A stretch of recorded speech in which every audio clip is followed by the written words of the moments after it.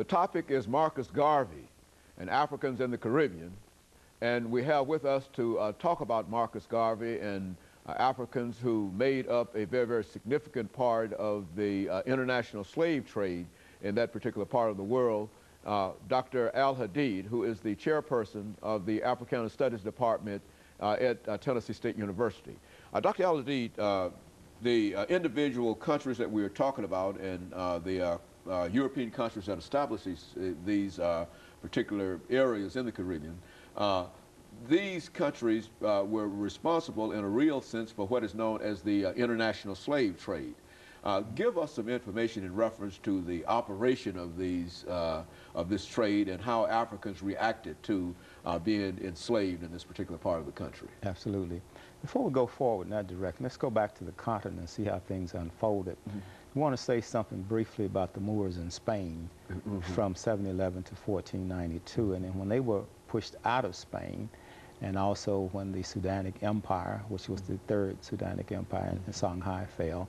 Christopher Columbus then went out and he did his explorations in October of 1492. That was the beginning of the Ma'afa, or the Holocaust for African Americans throughout the world. So all of these avaricious European powers, the Portuguese, the Spanish, the French, the British, the Germans, they started taking initiatives to go around the world, establish colonies, go into Africa and kidnap people, foment wars so that they could get prisoners of war, and they brought them over here.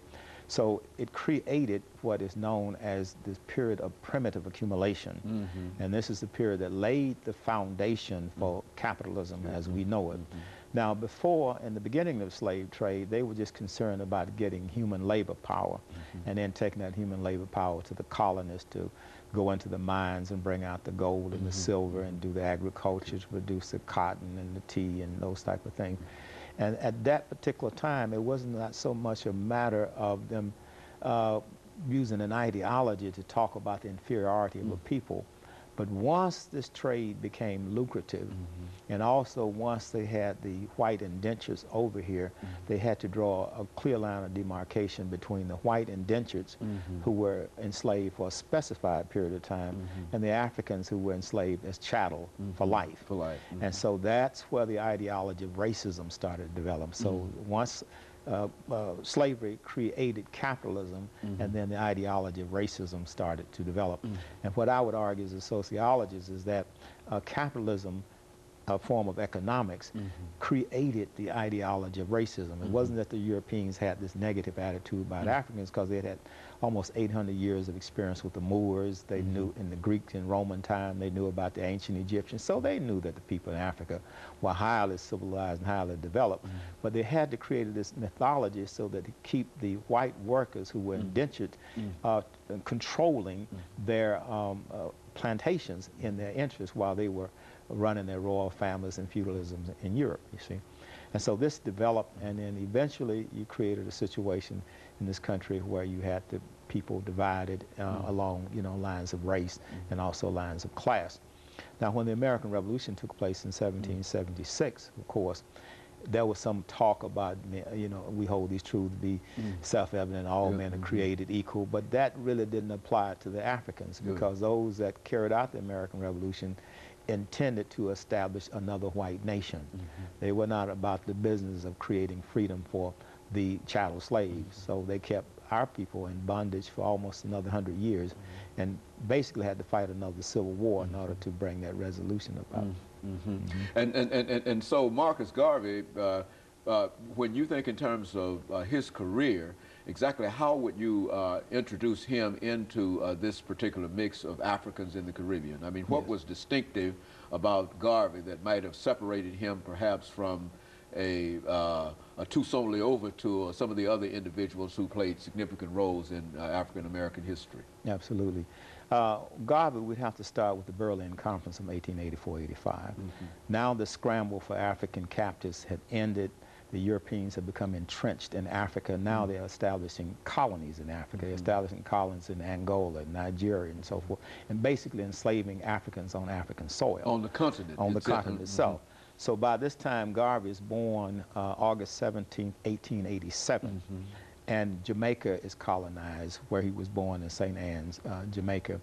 And so when we look at Garvey, I would see Garvey almost as the reincarnation of a Toussaint Louverture, because Toussaint Louverture, Dessalines, and Boukman carried out the Haitian Revolution in 1804.